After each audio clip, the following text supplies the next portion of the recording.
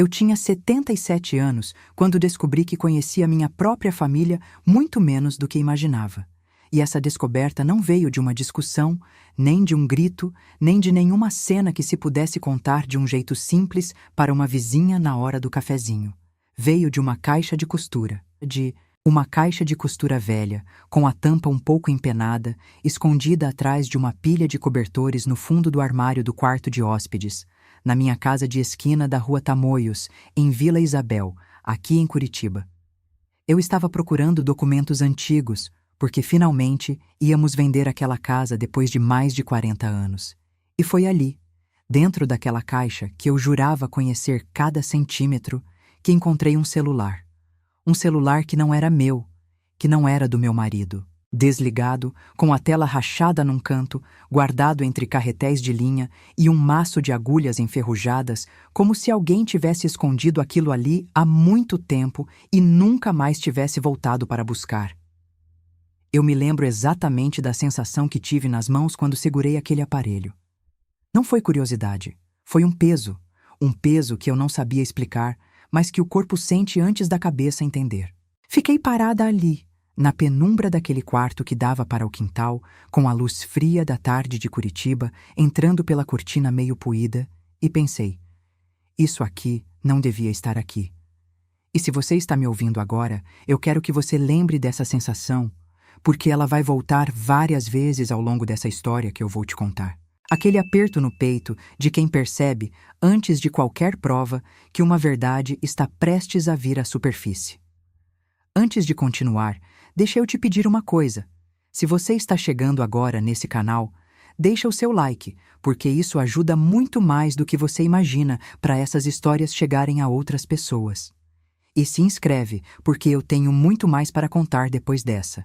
E me conta aqui nos comentários de onde você está me ouvindo agora.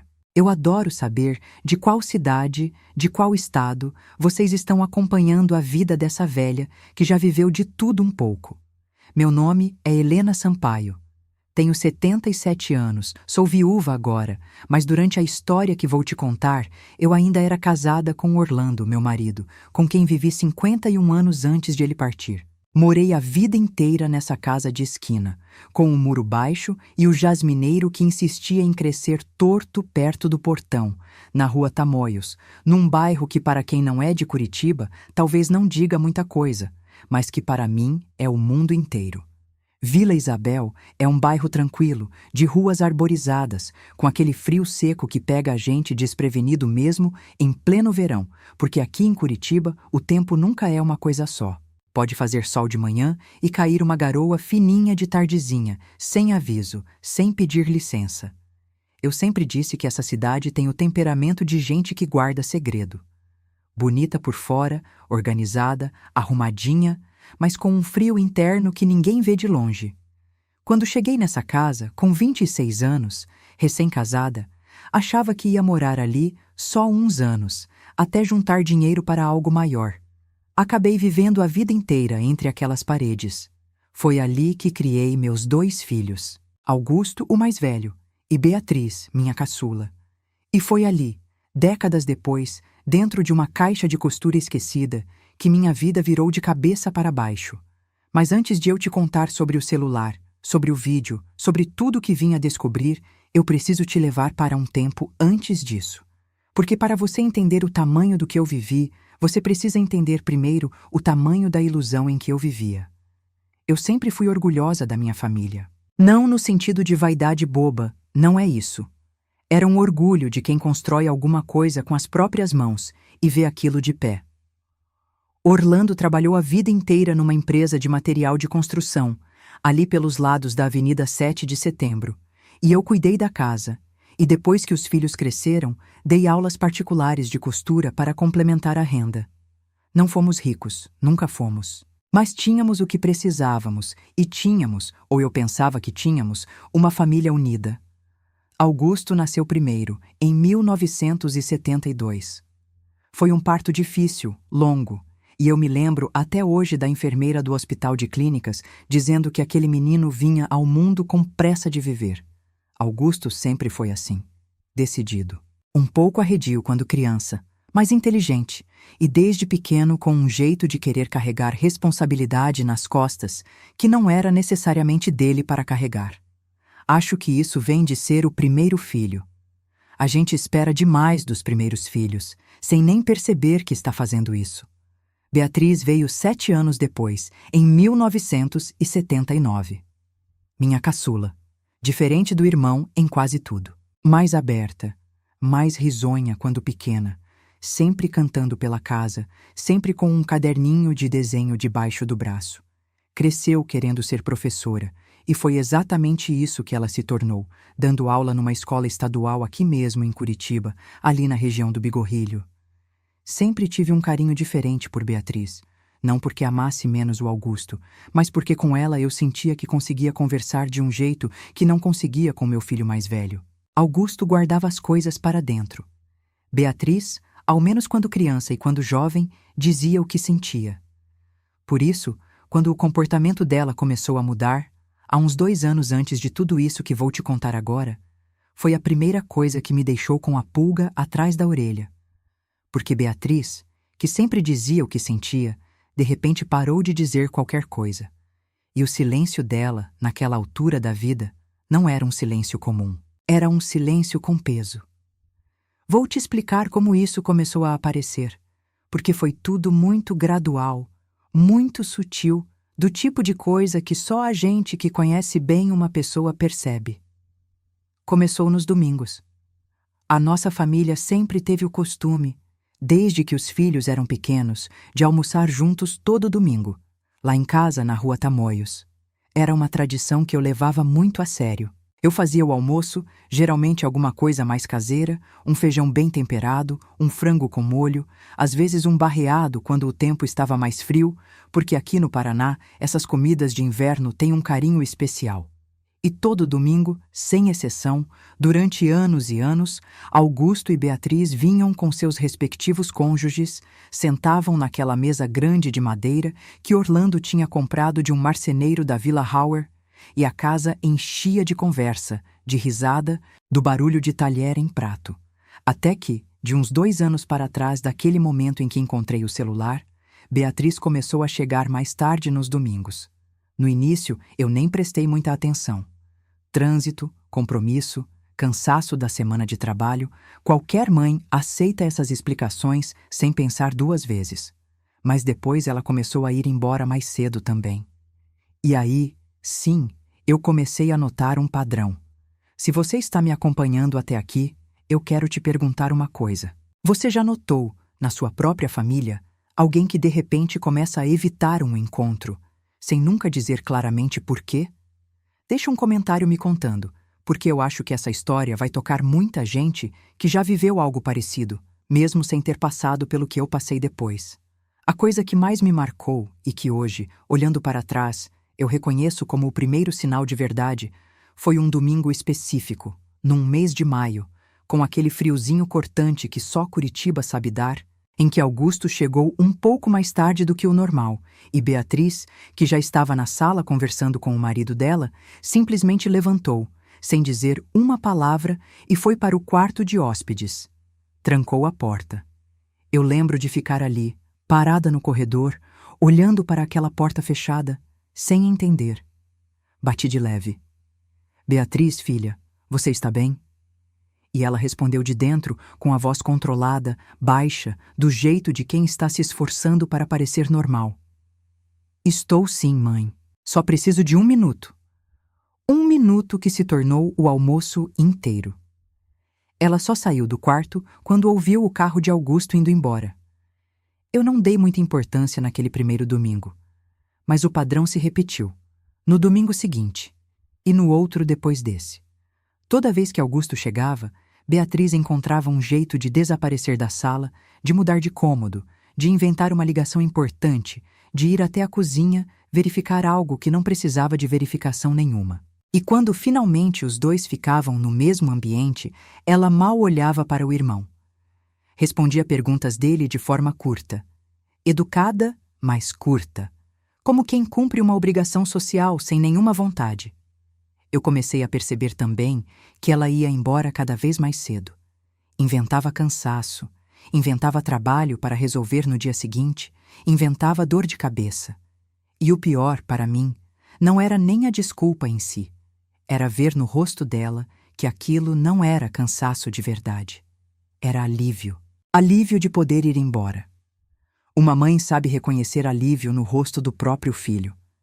A gente reconhece aquele tipo de respiração que vem depois de uma tensão segurada por horas. Comentei isso com Orlando, claro. Era a primeira pessoa com quem eu compartilhava qualquer preocupação.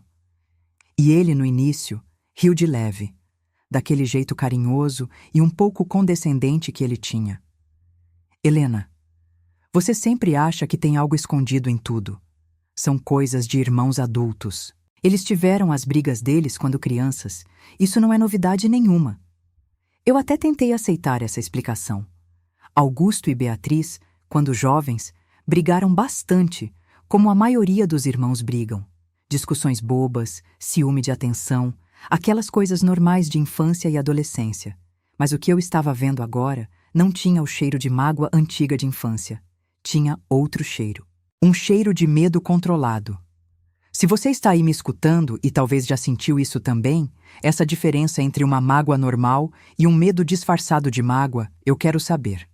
Deixa um comentário contando, porque eu acho que muita gente reconhece esse tipo de silêncio dentro da própria casa e nunca teve coragem de nomear o que estava vendo. Os meses foram passando e o comportamento de Beatriz foi se aprofundando. Não no sentido de ficar mais dramático, mas no sentido de ficar mais consistente, mais entranhado na rotina, como se ela tivesse desenvolvido um sistema próprio, quase automático, de se proteger de qualquer contato direto e prolongado com o irmão.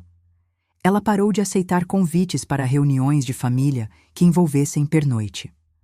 Parou de ir para a fazenda de um primo nosso lá perto de Mandirituba, onde a família costumava se reunir em datas comemorativas, porque Augusto sempre ia também. Inventou um motivo profissional para não comparecer ao aniversário de 60 anos da própria tia, irmã do Orlando, porque sabia que o irmão estaria lá. E o detalhe mais curioso, que só notei meses depois ao juntar as peças, era que ela nunca tomava essas decisões de forma explosiva ou óbvia. Tudo era feito com uma delicadeza calculada, quase profissional, de quem sabe exatamente como evitar levantar suspeita, mas que, paradoxalmente, levanta justamente a minha suspeita, porque ninguém evita alguém com tanto cuidado assim, sem um motivo muito sério. Eu quero parar um instante aqui para te perguntar outra coisa. Você está gostando de acompanhar essa história até agora? Se estiver, deixa o seu like, porque isso realmente ajuda esse canal a crescer e a continuar trazendo histórias como essa, contadas com calma, com verdade, sem sensacionalismo. E não esquece de se inscrever, porque eu tenho muitas outras histórias guardadas, vividas, para compartilhar com vocês. Voltando. Augusto, do lado dele, nunca pareceu notar, ou ao menos nunca demonstrou notar, o afastamento da irmã. Ou talvez notasse e preferisse não comentar. Meu filho mais velho sempre foi assim, controlado, de poucas palavras sobre sentimentos, herdou isso de mim, eu confesso, porque eu também não sou de desabafar com facilidade. Ele continuava chegando nos domingos com a mesma pontualidade de sempre, beijando minha testa, perguntando como estava a saúde do pai, comentando sobre o trabalho dele numa construtora ali na região do Batel e agindo como se nada estivesse diferente. Mas eu, que sou mãe dos dois, comecei a perceber que havia também, nele, algo escondido por trás daquela normalidade. Um certo cuidado excessivo ao falar perto da irmã. Uma tensão sutil nos ombros quando ela entrava na sala. Pequenas pausas estranhas antes de responder perguntas relacionadas ao passado da família. Foi numa dessas tardes de domingo, enquanto eu lavava a louça na cozinha e Orlando estava na varanda lendo o jornal, que eu finalmente decidi falar diretamente com Beatriz. Ela tinha ficado para ajudar a guardar os pratos, coisa que fazia desde criança, mesmo já sendo uma mulher de 46 anos com a própria casa e a própria vida. Filha, eu preciso te perguntar uma coisa, e quero que você seja sincera comigo. Ela ficou ali, com um pano de prato na mão, olhando para a pia, sem me encarar. Pode perguntar, mãe, o que está acontecendo entre você e o seu irmão? O silêncio que se seguiu àquela pergunta durou, eu diria, uns 10 segundos. Mas na hora, pareceu uma eternidade. Eu vi o corpo dela se enrijecer de leve. Vi a respiração mudar, ficar mais curta, mais controlada. E então ela disse, com uma voz que tentava parecer leve, mas que tremia ligeiramente na ponta: "Não é nada, mãe. A gente só está meio distante esses tempos. Coisa de adulto, de vida que segue caminhos diferentes." Eu não acreditei naquela resposta nem por um segundo. E acho que ela sabia que eu não tinha acreditado, porque, em seguida, fez algo que nunca tinha feito antes em toda a vida dela. Mudou de assunto de forma abrupta, quase grosseira, perguntando sobre uma receita de torta de maçã que eu tinha feito na semana anterior. Eu segui a deixa, porque não queria pressionar demais, mas guardei aquele momento. Guardei aquela tensão no corpo dela. Guardei aquele tremor na voz. Eu quero parar de novo, rapidinho, para te fazer uma pergunta importante. Você já tentou conversar com alguém da sua família sobre algo que via, mas que a pessoa simplesmente não queria contar? Como você lidou com isso? Conta pra mim nos comentários, porque eu acho que muita gente vai se identificar com essa sensação de bater numa parede de silêncio justamente com quem a gente mais ama. Os meses seguintes foram, de certa forma, os mais difíceis daquele período, porque eu estava presa entre duas certezas conflitantes. A certeza de que algo estava muito errado e a certeza, vinda de Orlando, de que eu estava criando um problema do nada. Orlando, eu preciso te falar uma coisa sobre ele agora, porque ele é parte fundamental dessa história. Meu marido era um homem bom, generoso, trabalhador, mas tinha uma característica que, com o tempo, eu vinha a entender melhor, era quase um mecanismo de defesa dele. Orlando evitava conflito a todo custo. Vinha de uma família onde brigas eram tratadas com silêncio e onde problemas eram, segundo a filosofia dele, resolvidos com o tempo e não com confronto. Por isso, sempre que eu trazia uma preocupação à mesa, ele tinha o hábito de minimizar. Helena, deixa as coisas se resolverem por conta própria. Helena, você está vendo o demônio onde só tem sombra de árvore. Helena, esses dois sempre tiveram as picuinhas deles, isso vai passar. E eu, confesso, durante muito tempo, deixei essa voz dele pesar mais do que devia. Porque é difícil, quando se está casada por décadas com alguém, não internalizar um pouco do jeito dessa pessoa ver o mundo. Eu comecei a duvidar de mim mesma. Será que eu estava realmente exagerando? Será que era só uma fase de distanciamento natural entre irmãos adultos, cada um com sua vida, seu trabalho, seus próprios filhos para cuidar, no caso de Augusto, que tinha 2 filhos já crescidos morando fora de Curitiba? Mas havia um detalhe que eu não conseguia ignorar e que ia além do comportamento entre os irmãos. Era a forma como Beatriz começou a se relacionar comigo também, de um jeito sutilmente diferente.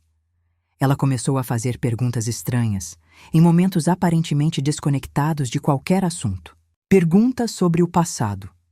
Mãe, a senhora se lembra de quando o pai comprou aquela casa na praia, em Matinhos, lá nos anos 90? Mãe, a senhora ainda tem aqueles papéis antigos da empresa do avô? Mãe, será que ainda existe alguma coisa guardada do tempo em que o Augusto trabalhou com o pai antes de ir para a construtora? No início, eu respondia a essas perguntas sem desconfiar de nada, porque pareciam apenas curiosidade nostálgica, do tipo que filhos adultos às vezes desenvolvem quando começam a pensar na própria mortalidade dos pais e querem reconstruir a história da família antes que seja tarde. Mas, juntando essas perguntas ao comportamento de afastamento do irmão, comecei a sentir que havia ali um fio condutor que eu ainda não conseguia identificar completamente.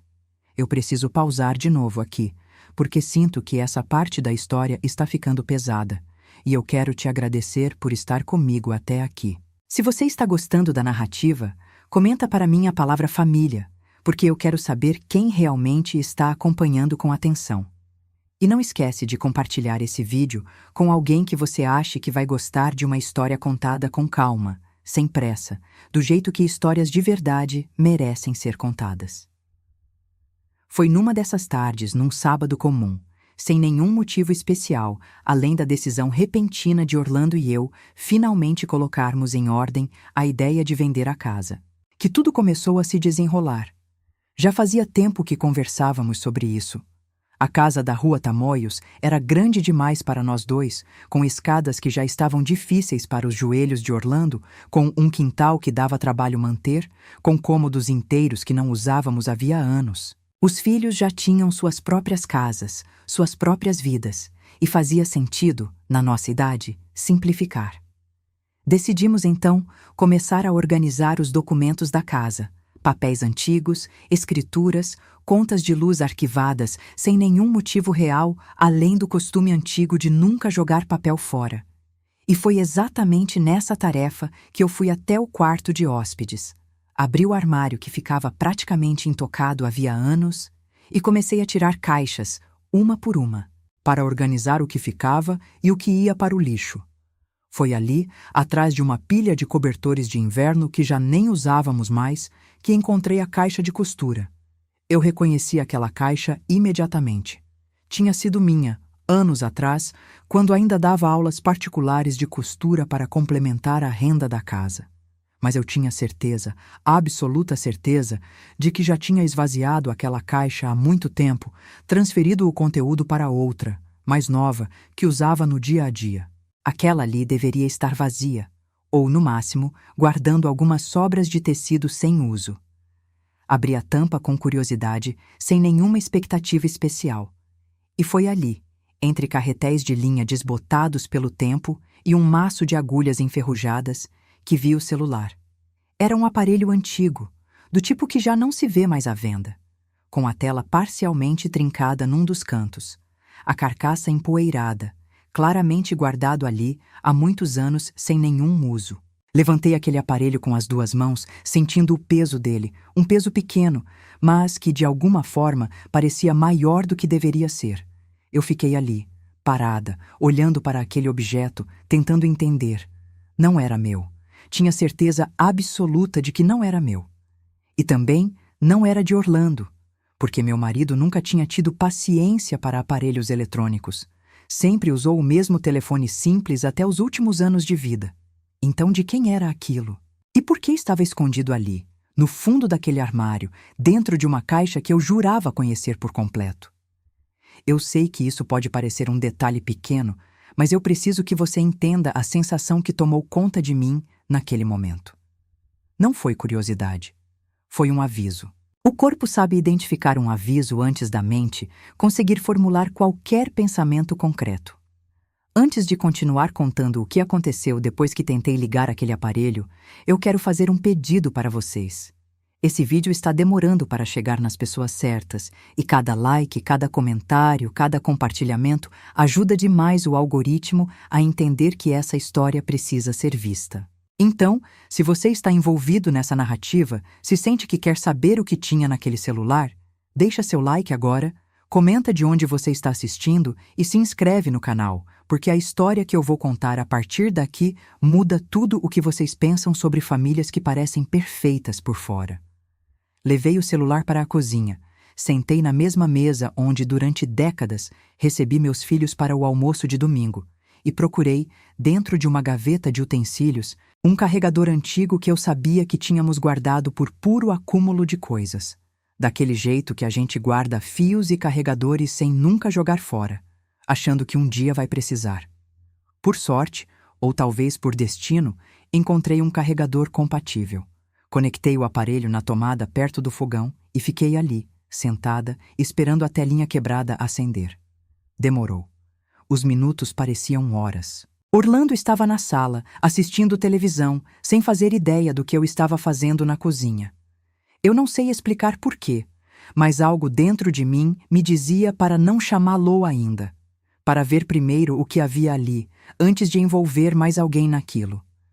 Quando a tela finalmente acendeu, mostrando um ícone de bateria fraca, mas funcionando, percebi que o aparelho, surpreendentemente, não tinha senha de bloqueio. Era um modelo antigo, simples, sem as proteções que os aparelhos de hoje costumam ter. Abri a galeria de fotos e vídeos. Estava praticamente vazia. Algumas fotos genéricas, paisagens, um par de fotos de uma festa que eu não reconheci de imediato, talvez de muitos anos atrás, julgando pelas roupas das pessoas ali. E no final da lista, um único vídeo. Apenas um, sem nenhuma legenda, sem nenhuma data visível na pré-visualização. Apenas uma miniatura escura, quase impossível de identificar o que mostrava. Eu olhei para aquele ícone por um tempo que hoje, olhando para trás, me parece absurdamente longo. Minha mão tremia levemente sobre a tela. Eu sabia, com uma certeza que vinha de um lugar mais profundo do que a razão, que aquele vídeo ia mudar alguma coisa.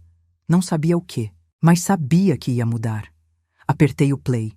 E foi naquele instante, com o som baixo daquele aparelho antigo ecoando levemente na cozinha silenciosa da minha casa, que a primeira peça de uma verdade que eu jamais poderia imaginar começou a se revelar diante dos meus olhos. Eu preciso parar exatamente aqui, e eu sei que isso vai deixar muita gente curiosa, talvez até um pouco frustrada comigo, mas é assim que histórias de verdade são contadas, com o tempo que elas merecem. Antes de eu continuar e te contar exatamente o que aquele vídeo mostrava, eu preciso pedir, de coração, que você deixe seu like, comente a palavra celular aqui embaixo, para eu saber quem ficou até esse ponto comigo, e se inscreva no canal, porque essa história continua, e eu prometo que ela só vai ficar mais intensa a partir daqui.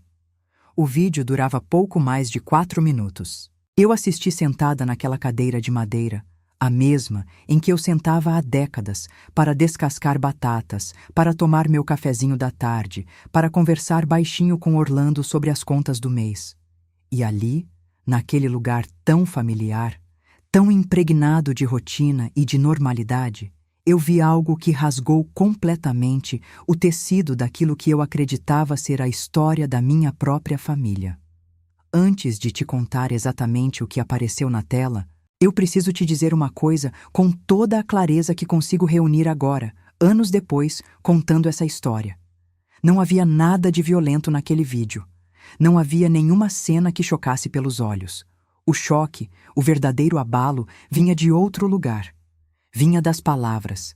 Vinha do tom de voz das pessoas que apareciam ali. Vinha de uma data, mencionada de forma quase casual dentro da própria gravação, que não combinava com absolutamente nada do que eu sempre tinha entendido sobre certos acontecimentos da nossa família. O vídeo mostrava o interior de um escritório que eu reconheci de imediato, porque tinha sido, durante anos, o escritório do meu pai, o avô de Augusto e Beatriz, ali numa salinha dos fundos de uma casa antiga que pertenceu à nossa família, perto do centro cívico, antes de ser vendida há muitos anos. A imagem era granulada, claramente gravada com um aparelho da época, talvez no início dos anos 2000, a julgar pela qualidade. Havia 2 pessoas na cena. Eu reconheci uma delas imediatamente. Era meu próprio pai, já mais velho, sentado atrás de uma mesa cheia de papéis. A outra pessoa, de costas para a câmera na maior parte do tempo, eu não conseguia identificar com clareza no início. Mas era a conversa, mais do que a imagem, que carregava o verdadeiro peso daquele momento. Eu não vou reproduzir aqui, palavra por palavra, tudo o que foi dito naquela gravação, porque na época levei um tempo enorme para conseguir sequer organizar aquilo na própria cabeça, de tanto que aquelas frases me confundiam e me perturbavam ao mesmo tempo. Mas vou te contar a essência do que entendi, ali, sentada, sozinha, na cozinha da minha casa, com o coração batendo de um jeito que eu não sentia desde os tempos em que recebi a notícia da doença do meu próprio pai, décadas antes. Naquela gravação, meu pai falava sobre uma decisão antiga, tomada havia muito tempo, relacionada a um documento, a uma assinatura, a uma divisão que, segundo as próprias palavras dele, precisava ser mantida em segredo para o bem da família. Ele mencionava nomes, mencionava valores e, o detalhe que mais me perturbou, mencionava uma data que não coincidia, de forma nenhuma, com a história que eu sempre tinha contado a mim mesma sobre certos acontecimentos relacionados à herança que ficou para os meus filhos depois da morte dele. Se você está me acompanhando até aqui, eu preciso te perguntar uma coisa, porque eu acho importante parar e refletir nesse momento da narrativa. Você já viveu uma situação em que descobriu que uma história que sua família sempre contou, de um jeito específico, na verdade escondia outra versão completamente diferente? Eu quero saber. Escreve para mim nos comentários, porque eu sinto que isso é mais comum do que as pessoas imaginam. E às vezes a gente só descobre isso muito tarde, como eu descobri. Eu pausei o vídeo no meio, sem conseguir continuar de imediato. Levantei, fui até a pia, joguei água no rosto, porque sentia que precisava daquilo para conseguir voltar a respirar normalmente. Orlando, da sala, gritou perguntando se eu estava bem. Eu respondi que sim, que era só um pouco de cansaço, e voltei para a cozinha para terminar de assistir aquilo que tinha começado. Os últimos minutos do vídeo eram os mais difíceis, porque foi ali que a pessoa que estava de costas finalmente se virou, por um segundo, talvez para pegar algum papel na mesa, e a câmera captou o rosto dela com clareza suficiente para eu reconhecer. Era meu irmão, Cláudio, que já tinha falecido há mais de 15 anos. O irmão mais velho que eu tinha, irmão do meu pai por parte da segunda família dele, uma história complicada que eu sempre soube de forma vaga, sem nunca ter me aprofundado de verdade, porque eram assuntos antigos, de antes de eu nascer praticamente, e que a família sempre tratou como coisa que não precisava ser revisitada. Naquele instante, sentada na minha cozinha, com aquele aparelho tremendo levemente nas minhas mãos, eu entendi que aquele vídeo não era sobre Augusto e Beatriz diretamente. Era sobre algo muito mais antigo, algo que envolvia meu pai, meu irmão Cláudio, e uma decisão que, de algum jeito que eu ainda não conseguia entender por completo, parecia estar diretamente conectada ao afastamento entre meus dois filhos décadas depois. Eu sei que isso pode parecer confuso agora, e eu prometo que vou desenrolar cada fio dessa meada ao longo da história, com calma, do jeito que as coisas realmente aconteceram para mim. Mas eu preciso, antes de continuar, te pedir um favor enorme. Se essa história está despertando em você essa sensação de mistério, essa vontade de entender como tudo se conecta, deixa seu like agora, comenta a palavra segredo aqui embaixo e compartilha esse vídeo com alguém que você acha que vai se interessar por uma história real, contada com verdade, sobre como os segredos de família podem atravessar gerações sem que ninguém perceba. Aquela noite eu não dormi.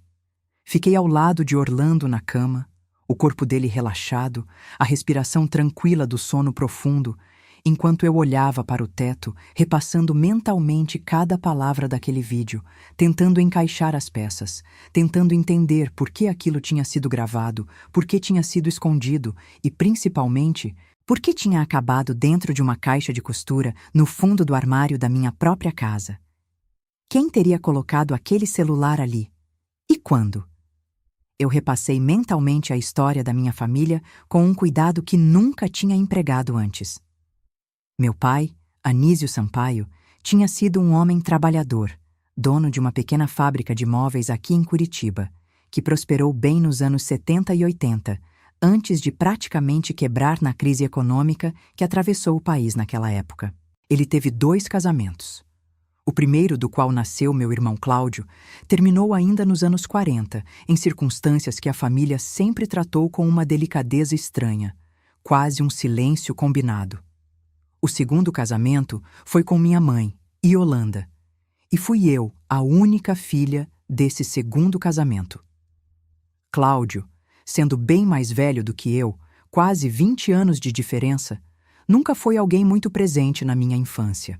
Lembro dele em poucas ocasiões, sempre formal, sempre um pouco distante, como se carregasse algum ressentimento antigo que eu, criança, não tinha capacidade de entender.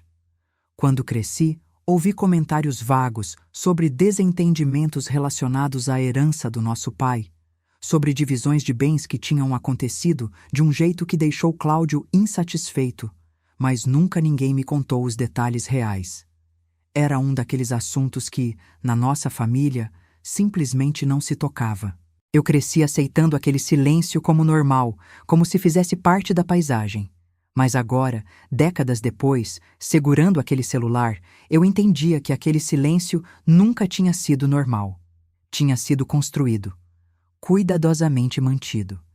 E talvez, de algum jeito que eu ainda precisava descobrir, aquele mesmo padrão de silêncio tinha se repetido na geração dos meus próprios filhos.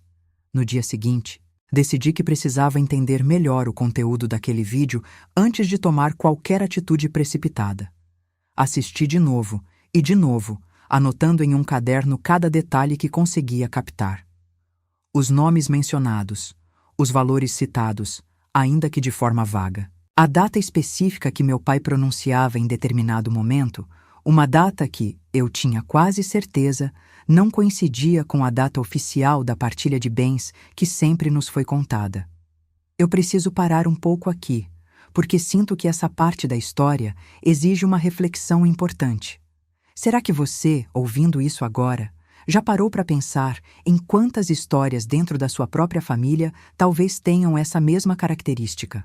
Versões oficiais, contadas há décadas, que talvez escondam camadas inteiras de verdade que ninguém teve coragem de revisitar? Comenta para mim. Eu realmente quero saber a opinião de vocês sobre isso. E não esquece de deixar seu like, porque isso ajuda muito esse conteúdo a alcançar mais pessoas que precisam ouvir uma história como essa. Decidi, então, que precisava falar com alguém da família que pudesse ter mais contexto sobre aquele período antigo. Pensei em Orlando primeiro, mas sabia que ele não tinha vivido aquele período. Tinha entrado na nossa família só depois, quando eu já era adulta.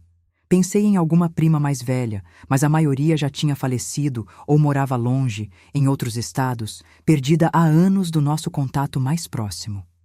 Foi então que pensei em Dona Nair, uma vizinha antiga que morava na mesma rua desde os tempos em que meus pais ainda estavam vivos, e que sempre teve uma memória impressionante para detalhes do passado do bairro inteiro. Dona Nair, hoje com 84 anos, ainda morava sozinha numa casa simples a poucos números da minha, e sempre fomos próximas, trocando favores, trocando conversas de tarde na calçada. Fui até a casa dela numa manhã de quinta-feira, levando um bolo de fubá que tinha feito de manhã, como desculpa para a visita, mas com o verdadeiro propósito de tentar arrancar dela alguma informação sobre aquele período antigo da minha família.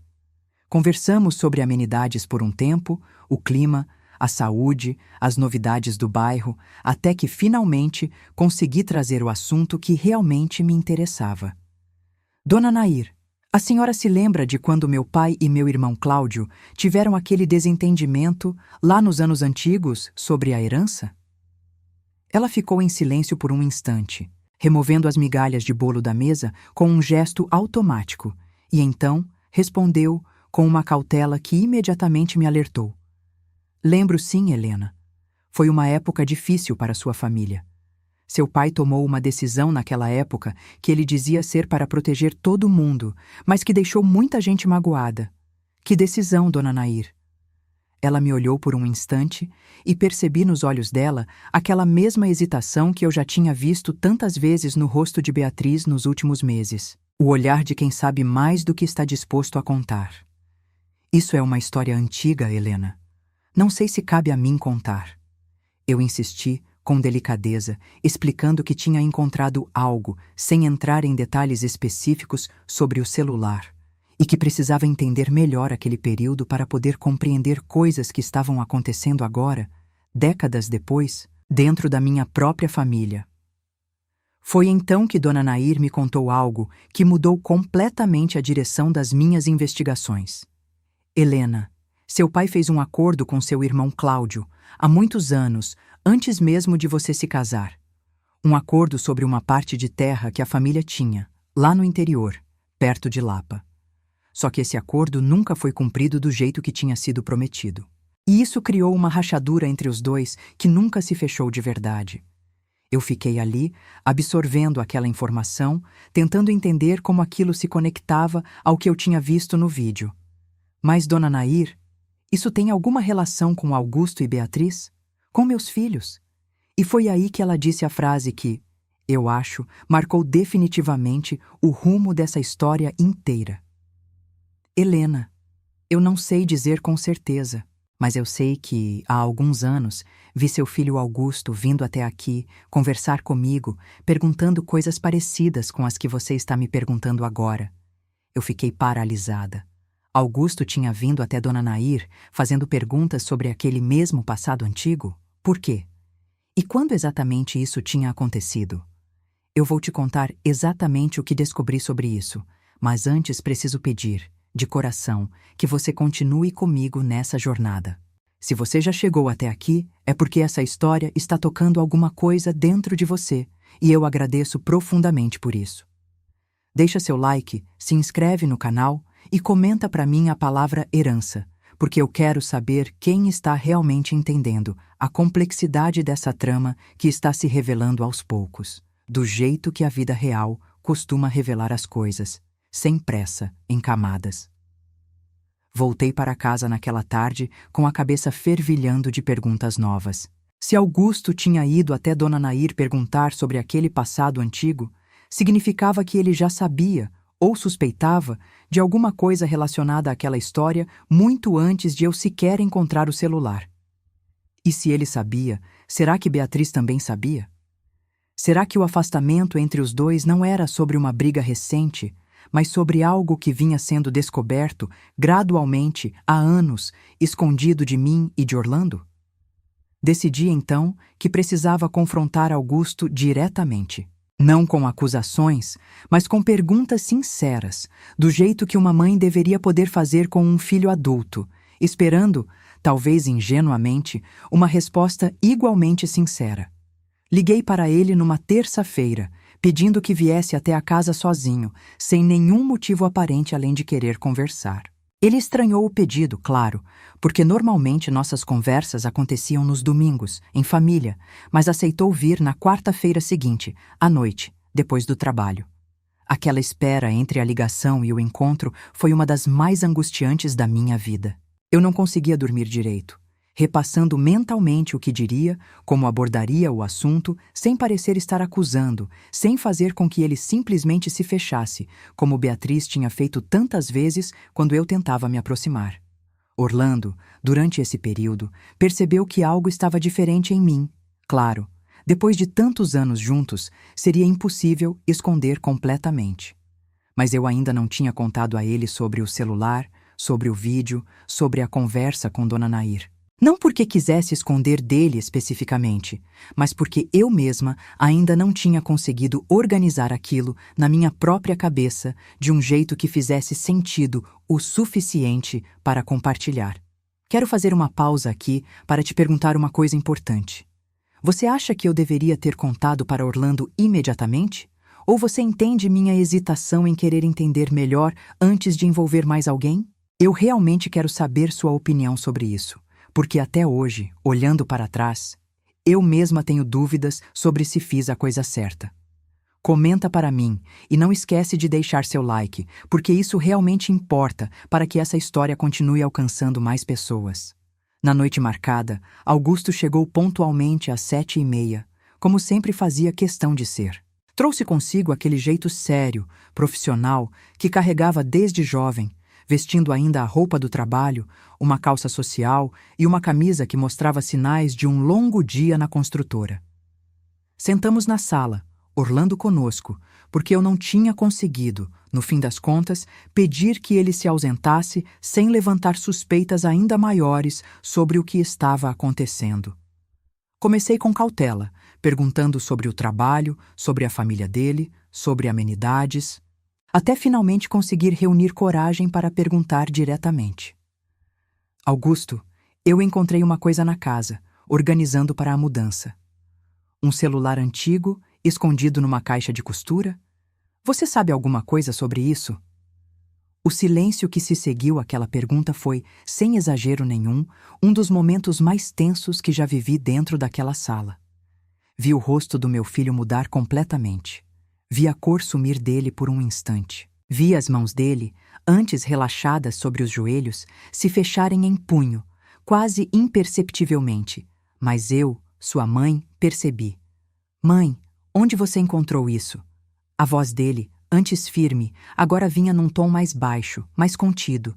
e havia ali algo que eu nunca tinha ouvido antes em quase 53 anos, conhecendo aquele homem desde o dia em que nasceu. Havia medo.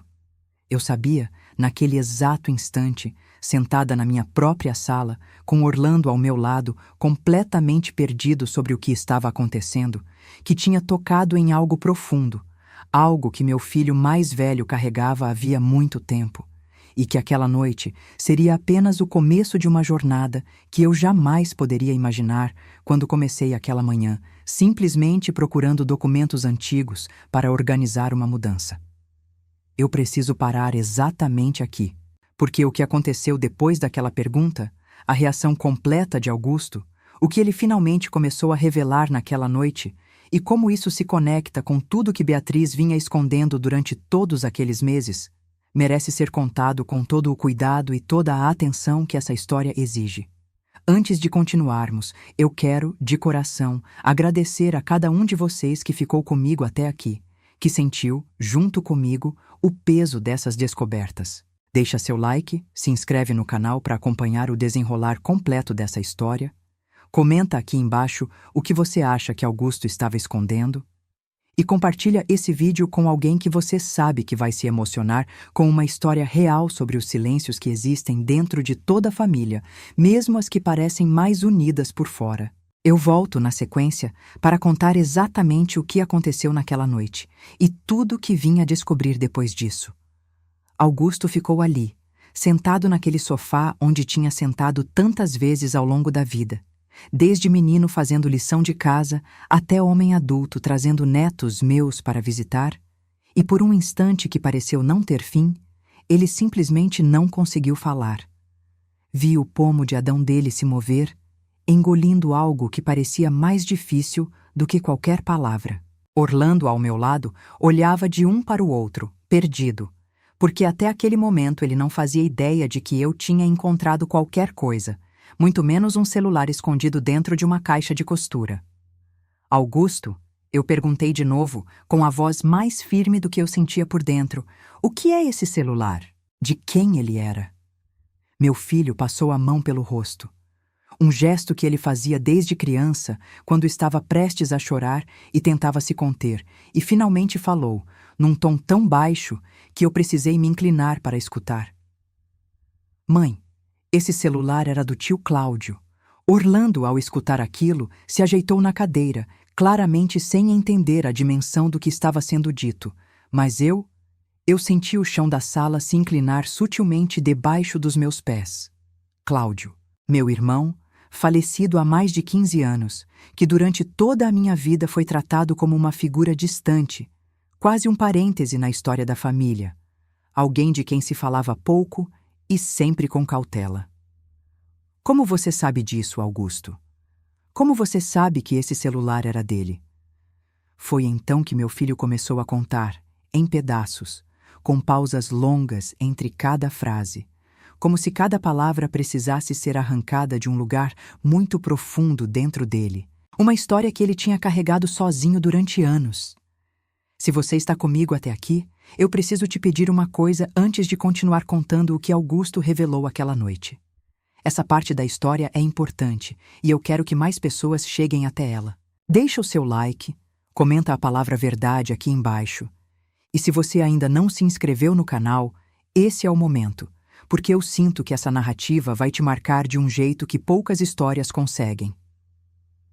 Augusto contou que pouco depois da morte do meu pai, ainda no início dos anos 2000, quando ele próprio tinha pouco mais de 30 anos e já trabalhava havia algum tempo ajudando a organizar os últimos negócios da fábrica de móveis que estava praticamente falida, encontrou, dentro de uma gaveta trancada do escritório do avô, um maço de documentos antigos. Entre eles, uma escritura referente a um pedaço de terra perto de Lapa, no interior do Paraná, que tinha pertencido à família havia gerações. Junto com aquela escritura, havia cartas. Cartas escritas pelo próprio Cláudio ao meu pai, ao longo de anos, reclamando de uma promessa que nunca tinha sido cumprida. Segundo Augusto, ficava claro, pela leitura daquelas cartas, que meu pai tinha prometido, em algum momento depois da separação da primeira esposa, deixar aquele pedaço de terra para Cláudio, como uma espécie de compensação por ele ter crescido praticamente sem o pai presente, criado pela mãe sozinha, enquanto eu, filha do segundo casamento, tinha vivido a infância inteira com meu pai por perto, com conforto, com presença, com tudo que Cláudio nunca teve. Mas aquela promessa nunca foi formalizada, e quando meu pai morreu, a terra simplesmente passou, junto com o resto dos bens, para mim e, por extensão, para os meus filhos, sem nenhuma menção a Cláudio, sem nenhuma compensação, como se aquela promessa nunca tivesse existido. Eu fiquei paralisada, escutando aquilo, sentindo uma dor antiga e nova ao mesmo tempo, uma dor que vinha de entender, décadas depois, que meu próprio pai tinha guardado uma injustiça e nunca tinha tido coragem de corrigi-la enquanto ainda podia. Augusto, com a voz cada vez mais embargada, continuou contando que, na época em que encontrou aquelas cartas, ele tinha decidido não falar com ninguém. Disse que tinha 20 e tantos anos, que estava recém-formado, começando a se estabelecer na construtora, e que aquele assunto pareceu para ele algo que poderia destruir a memória do avô que ele admirava, algo que poderia abrir uma ferida que, segundo ele acreditava na época, era melhor manter fechada. Você escondeu isso de mim por mais de 20 anos, eu disse, sentindo a voz tremer entre a dor e algo que beirava a raiva, mas que ainda não tinha tomado forma completa. Mãe, eu não sabia o que fazer. Eu era jovem. Pensei que estava protegendo a família. Eu quero parar um instante para te perguntar algo importante. Você acha que existe diferença entre proteger a família e simplesmente esconder a verdade por medo de enfrentar o desconforto que ela traz? Eu mesma, sentada naquela sala, ainda processando tudo, não conseguia decidir o que sentir primeiro. Comenta para mim sua opinião, porque eu acho que essa pergunta atravessa muito mais famílias do que as pessoas gostariam de admitir. Mas a história não terminava ali. E foi exatamente nesse ponto que entendi por que Beatriz tinha se afastado do irmão. Augusto contou que, há aproximadamente 2 anos, recebeu uma visita inesperada. Uma mulher, ainda jovem, que se apresentou como Marcela, neta de Cláudio, filha de um dos filhos dele que tinha se mudado para São Paulo décadas antes. Marcela tinha encontrado, entre os pertences do pai falecido, algumas anotações antigas mencionando aquela terra perto de Lapa, e tinha decidido, depois de muita hesitação, procurar a família para entender se havia algum direito ainda pendente. Augusto a recebeu, ouviu a história dela e, em vez de contar a verdade completa, em vez de admitir que já conhecia aquela história há anos através das cartas que tinha encontrado, escolheu minimizar. Disse a ela que desconhecia qualquer promessa, que a terra tinha sido legalmente herdada sem nenhuma pendência e que lamentava, mas não havia nada que pudesse fazer. Foi uma mentira deliberada, dita olhando nos olhos de uma mulher que só queria entender a própria história de família e que saiu daquele encontro convencida de que não havia nenhuma verdade a ser descoberta. O problema, Augusto continuou, com a voz quebrando completamente naquele ponto, foi que Beatriz, por uma coincidência que ele mesmo ainda não sabia explicar completamente, conheceu Marcela meses depois, num evento de formatura de um sobrinho em comum que nenhum de nós sabia que existia, e as duas, conversando sobre família, sobre raízes, sobre histórias antigas, perceberam que estavam falando da mesma terra, da mesma promessa, do mesmo nome. Beatriz descobriu naquele dia, através de Marcela, que o próprio irmão dela tinha mentido na cara de uma pessoa que só queria justiça, escondendo uma verdade que ele guardava havia mais de 20 anos. Eu fiquei sentada ali, na minha sala, sentindo o peso de cada palavra, entendendo finalmente a origem daquele silêncio entre meus filhos que eu vinha tentando decifrar havia meses. Não era uma briga de irmãos. Não era uma mágoa antiga de infância. Era a descoberta de uma mentira, construída sobre outra mentira, construída sobre o silêncio do meu próprio pai décadas antes. Eu preciso pausar aqui, porque sinto o peso dessa revelação até hoje, contando essa história para vocês. Se você está sentindo esse peso também, deixa seu like e comenta para mim. Você já descobriu que alguém da sua família mentiu para proteger algo que, na verdade, só protegia a própria reputação dessa pessoa?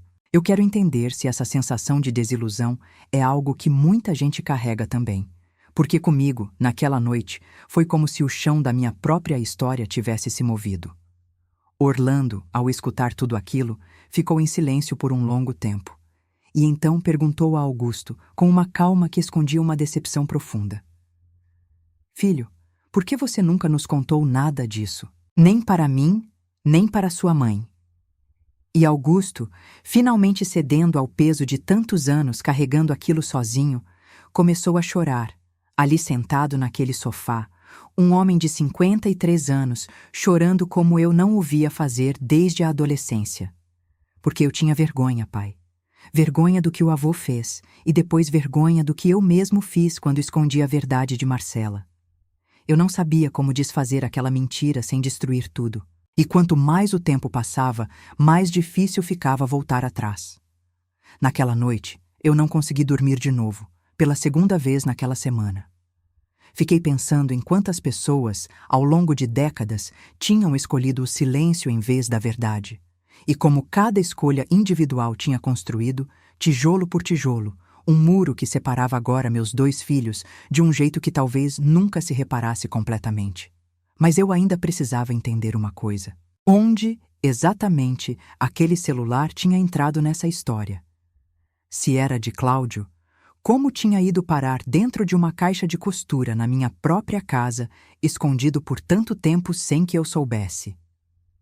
Perguntei isso a Augusto antes que ele fosse embora aquela noite, e ele, surpreendentemente, disse que não sabia. Que nunca tinha visto aquele celular antes, que só sabia da existência das cartas, dos documentos em papel, mas nunca tinha ouvido falar de nenhuma gravação em vídeo. Aquilo me deixou ainda mais perturbada, porque significava que havia uma peça daquela história que nem mesmo Augusto conhecia. E que talvez Beatriz, ou alguém mais, soubesse algo que eu ainda precisava descobrir. Eu quero, antes de continuar, fazer um pedido. Essa história está só começando a revelar suas camadas mais profundas. E eu sinto que muitas pessoas que estão acompanhando agora vão querer saber como tudo se resolve. Se você quer continuar essa jornada comigo, se inscreve no canal agora, deixa seu like e compartilha esse vídeo com alguém da sua família, porque eu acredito que histórias como essa fazem a gente refletir sobre os próprios silêncios que carregamos sem perceber. Nos dias seguintes, decidi que precisava falar com Beatriz de novo, mas dessa vez de um jeito diferente. Não com perguntas indiretas, não com cautela excessiva, mas mostrando a ela que eu já sabia, ao menos em parte, o que tinha acontecido. Liguei para ela numa sexta-feira de manhã, pedindo que viesse até a casa depois do trabalho, sozinha. Ela hesitou ao telefone, perguntando se estava tudo bem com o pai, com a saúde dele. E eu disse que sim, que era sobre outro assunto, mais antigo, mais importante. Quando ela chegou, naquela tarde de sexta, trazia no rosto uma expressão que eu já tinha aprendido a reconhecer nos últimos meses. Aquela mistura de cansaço e vigilância, como quem está sempre esperando o próximo golpe. Sentamos na cozinha, só nós duas, porque Orlando tinha saído para uma consulta médica de rotina, e eu finalmente disse a ela o que precisava dizer.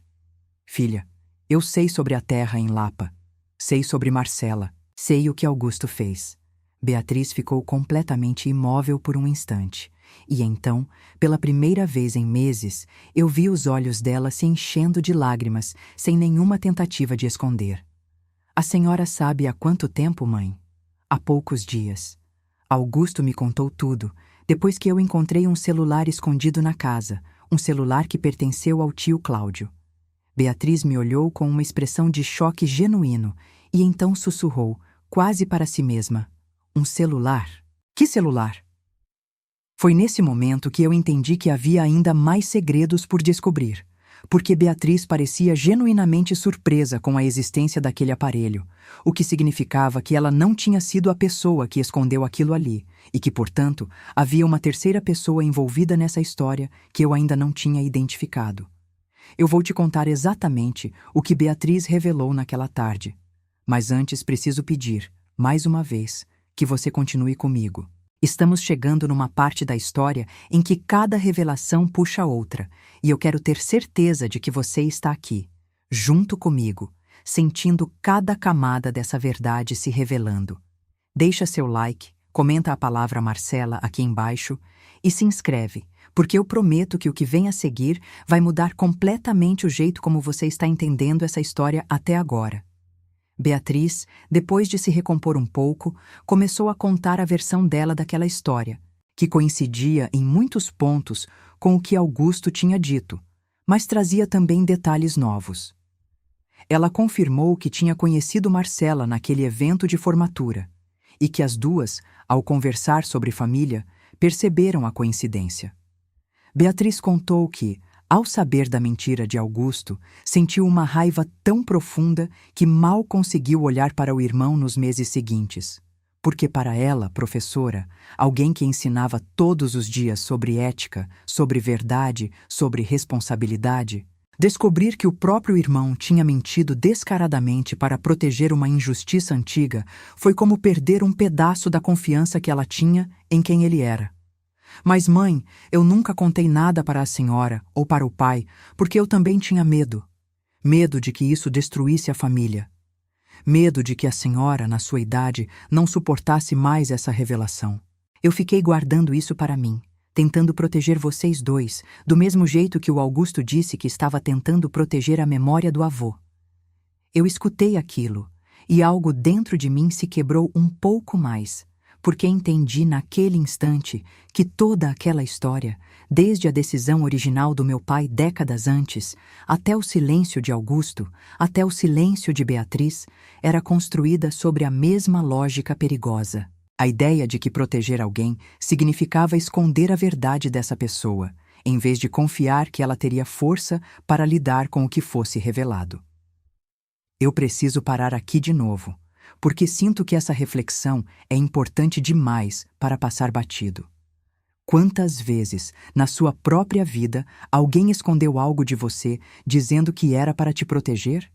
E quantas vezes isso realmente protegeu, em vez de apenas adiar uma dor que viria de qualquer jeito, só que maior? Comenta para mim. Eu realmente quero ouvir as histórias de vocês. E não esquece de deixar seu like, porque esse tipo de reflexão é o que faz esse canal continuar existindo e crescendo.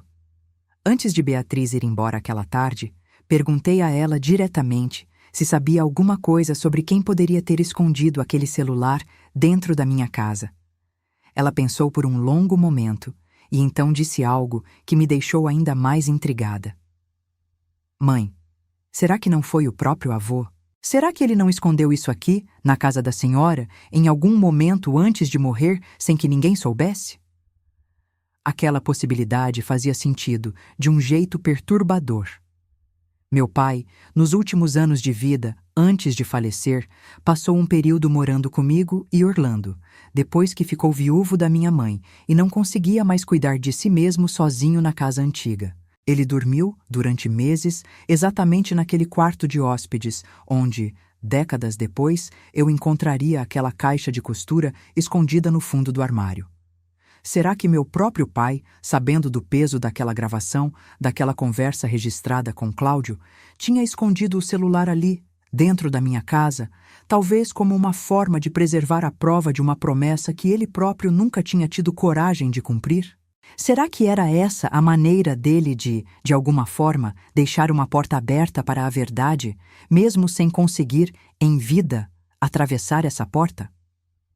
Eu sei que isso é uma pergunta que talvez nunca tenha uma resposta completamente certa, mas é nesses mistérios que a história da minha família foi se revelando, peça por peça, ao longo daquelas semanas. Decidi, então, que precisava ir além das conversas dentro da minha própria casa. Precisava ir até Lapa, ver com meus próprios olhos aquele pedaço de terra que tinha causado tanta dor, tanto silêncio, tantas decisões erradas ao longo de tantas décadas. Eu quero, antes de continuar contando sobre essa viagem, fazer um último pedido nessa parte da história.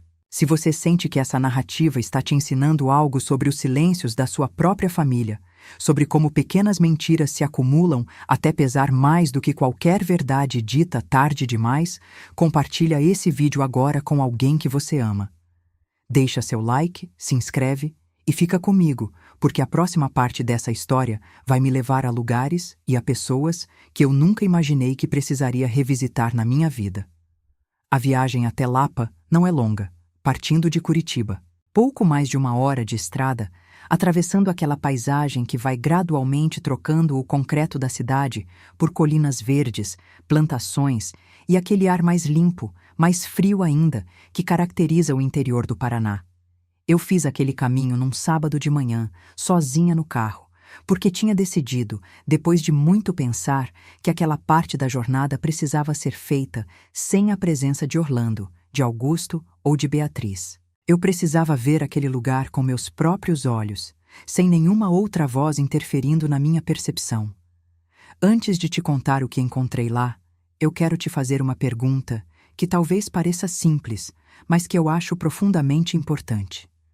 Você já sentiu a necessidade de visitar um lugar, mesmo sem saber exatamente o que esperava encontrar ali, só pela necessidade de entender melhor uma parte da sua própria história? Eu sentia isso com uma força quase física naquela manhã, dirigindo por aquelas estradas, com o rádio do carro baixinho, tocando uma música antiga que meu pai gostava.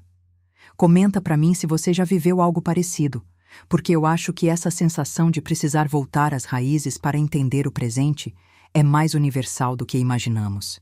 Cheguei a Lapa por volta das 10 da manhã e, seguindo as informações que tinha conseguido reunir através dos documentos antigos que Augusto finalmente me mostrou, dirigi até uma região mais afastada do centro histórico da cidade, onde ainda existiam propriedades rurais que pareciam ter parado no tempo, com casas simples, cercas de madeira desgastadas pelo sol e pela chuva, e aquela tranquilidade que só o interior consegue oferecer. Encontrei a propriedade depois de perguntar a algumas pessoas da região, e o que vi me deixou com um nó na garganta que demorou muito para se desfazer. Era um terreno simples, não muito grande, com uma plantação antiga de erva mate que parecia abandonada há anos, e ao fundo, quase escondida entre as árvores, uma casa pequena, claramente desocupada havia muito tempo, com a pintura descascando e o telhado parcialmente cedido num dos cantos. Fiquei ali, parada na beira da estrada de terra, olhando para aquele lugar que tinha causado tanta dor, tanto ressentimento, tantas mentiras ao longo de mais de meio século, e pensei em como é estranho que coisas tão pequenas, do ponto de vista físico, possam carregar um peso emocional tão desproporcional ao próprio tamanho. Aquele pedaço de terra, que provavelmente vale hoje muito menos do que o preço emocional que cobrou da minha família, tinha sido o suficiente para que meu pai escondesse uma promessa, para que Augusto escondesse uma verdade, e para que Beatriz se afastasse do próprio irmão por mais de 2 anos. Eu preciso parar um instante aqui, porque sinto que essa reflexão merece um momento de respiro antes de continuar. Se você está sentindo o peso dessa imagem, dessa terra abandonada carregando tanta história, deixa seu like agora, porque isso realmente me ajuda a saber que essa narrativa está chegando às pessoas certas. E comenta para mim. Você acredita que existem coisas materiais que, sem querer, acabam valendo mais do que as relações que destroem ao longo do caminho? Conversei, naquela mesma manhã, com um senhor que morava numa propriedade vizinha, chamado Ireneu, que devia ter uns 80 anos e que, ao saber que eu era filha de Anísio Sampaio, se lembrou imediatamente da história, com aquela memória privilegiada que algumas pessoas mais velhas do interior costumam ter para os acontecimentos antigos da própria terra. Sua família, dona, sempre teve uma relação complicada com esse pedaço de chão. Eu me lembro do seu irmão, o Cláudio, vindo aqui várias vezes, décadas atrás, conversando com meu pai sobre os limites da propriedade, sobre os documentos antigos. Ele sempre dizia que aquela terra deveria ser dele por direito, que tinha sido prometida, mas que a família nunca tinha formalizado nada. Eu escutei aquilo com uma mistura de tristeza e algo parecido com alívio, porque finalmente tinha uma confirmação externa, independente, de que a história que Augusto e Beatriz tinham me contado era verdadeira, e não apenas uma interpretação distorcida de fatos antigos. O senhor Ireneu, então, contou um detalhe que eu não esperava. Seu irmão, Cláudio, antes de falecer, veio até aqui uma última vez. Trouxe um aparelho, uma máquina de filmar pequena, e gravou ele mesmo conversando com seu pai bem aqui, na varanda daquela casa, sentado naquela cadeira que ainda está lá, quebrada, encostada na parede. Meu coração disparou ao escutar aquilo. Aquela era possivelmente a origem exata da gravação que eu tinha encontrado dentro do celular escondido na minha casa. Senhor Ireneu, o senhor sabe por que ele fez aquela gravação? O que ele pretendia fazer com aquilo? O senhor pensou por um momento, ajeitando o chapéu de palha que usava, e então respondeu, com uma simplicidade que carregava uma sabedoria de quem viveu muitas décadas observando a vida dos outros sem nunca precisar se intrometer. Eu acho, dona, que ele só queria ter uma prova. Para o caso de precisar, um dia, mostrar para alguém que aquela promessa tinha sido feita de verdade. Mas pelo que sei, ele nunca chegou a usar essa gravação para nada. Faleceu pouco tempo depois, e a coisa ficou esquecida. Eu quero te perguntar agora uma coisa que considero essencial para entender o coração dessa história. Você acha que Cláudio, meu irmão, fez aquela gravação por vingança ou por uma necessidade legítima de proteger a própria história, a própria verdade, contra um sistema familiar que insistia em apagá-lo? Eu mesma, durante muito tempo depois daquela conversa, fiquei dividida sobre isso. Comenta para mim sua opinião, porque eu acho que essa pergunta carrega uma complexidade que vale a pena refletir com calma. Voltei para Curitiba naquela tarde com a cabeça repleta de pensamentos e decidi que precisava, finalmente, falar com Marcela, a neta de Cláudio que tinha desencadeado, sem saber, toda aquela onda de revelações dentro da minha família. Consegui o contato dela através de Beatriz, que ainda mantinha uma relação distante, mas cordial, com a jovem desde aquele encontro casual na formatura. Liguei para Marcela numa terça-feira, me apresentando, explicando quem eu era e pedindo com toda a delicadeza que conseguia reunir se poderíamos nos encontrar para conversar. Ela aceitou, um pouco hesitante no início, mas claramente curiosa também, e marcamos um café numa tarde de quinta-feira, num lugar simples ali pelo centro de Curitiba, próximo de onde ela trabalhava. Marcela era uma mulher de pouco mais de 30 anos, com um jeito gentil, mas também com uma determinação no olhar que me lembrou, de alguma forma estranha, de Beatriz quando jovem.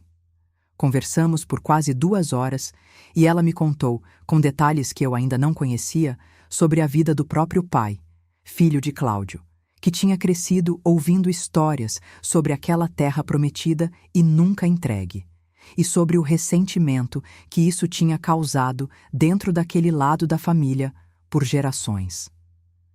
Minha avó, mãe dele, sempre dizia que essa história nunca ia se resolver enquanto ninguém tivesse coragem de encarar a verdade de frente, Marcela me disse, removendo um pouco do açúcar do café com a colher, sem realmente prestar atenção ao próprio gesto.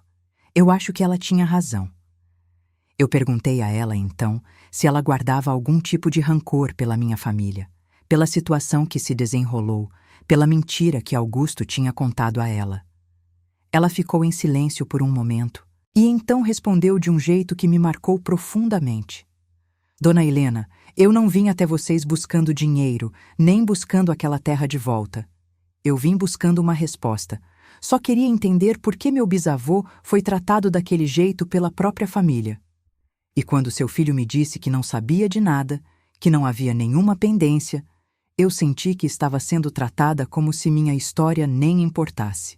Isso doeu mais do que qualquer questão de propriedade. Eu segurei a mão dela por sobre a mesa, naquele gesto que só uma mulher que já viveu muitas décadas sabe fazer, e disse a ela que sentia muito, profundamente, pelo que minha família tinha causado, mesmo que de forma indireta, através de silêncios que atravessaram gerações.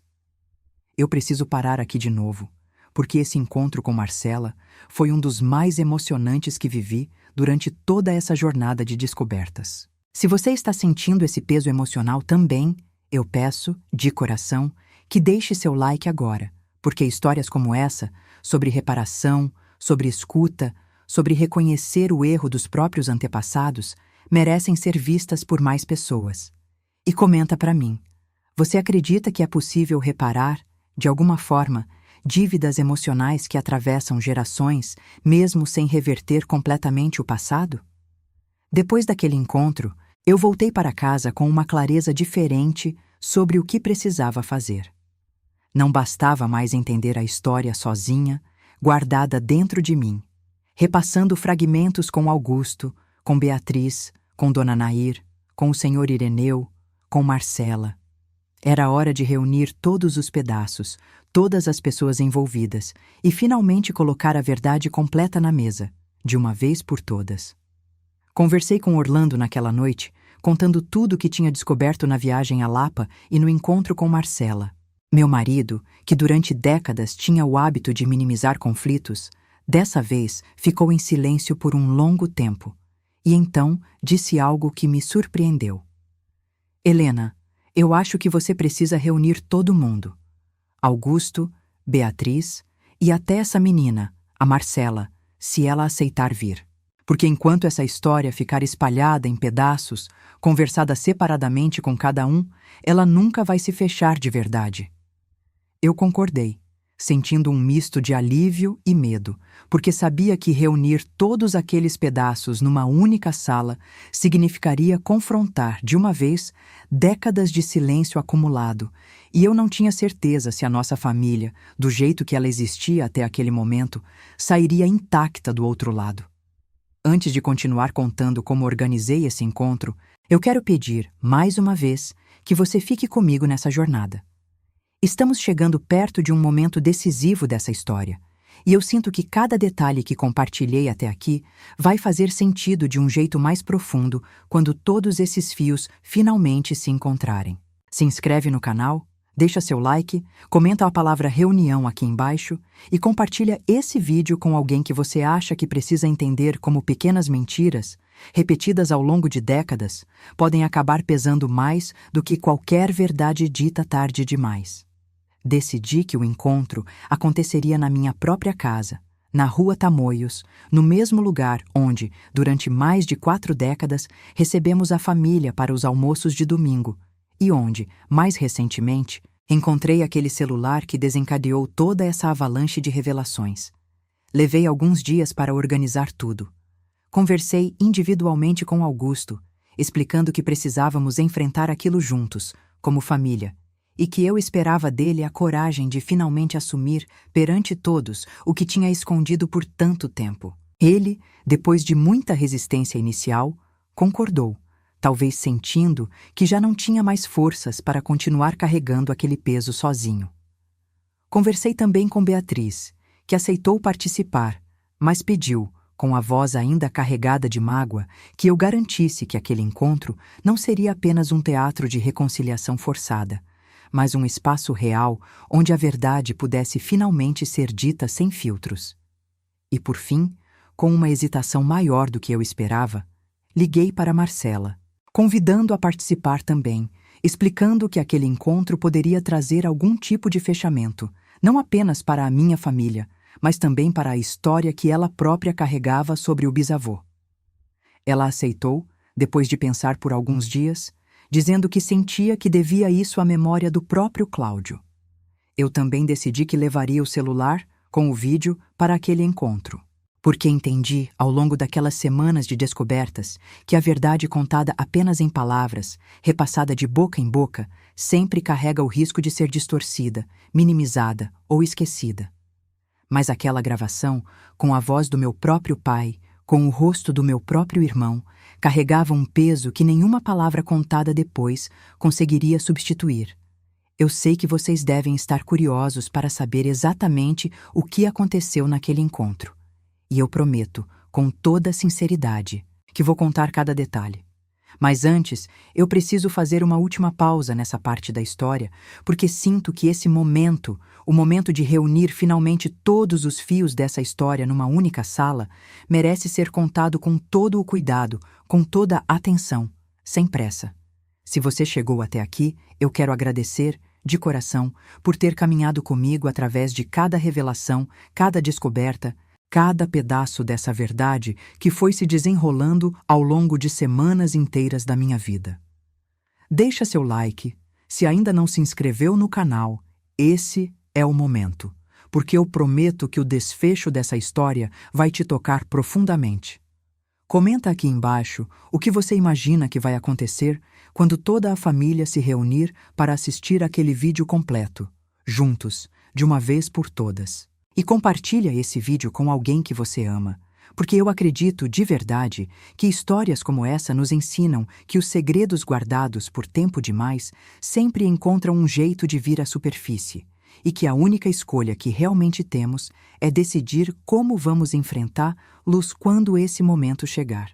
O dia do encontro chegou num domingo de outono, e eu me lembro de ter me levantado antes do amanhecer, sem conseguir dormir mais um minuto, sentindo o peso de tudo que estava por vir pesando sobre o peito, como uma pedra que eu carregava havia semanas e que finalmente estava prestes a ser colocada no chão, para o bem ou para o mal. Preparei a casa como sempre preparei para os domingos de família, ainda que aquele não fosse de modo nenhum um domingo comum.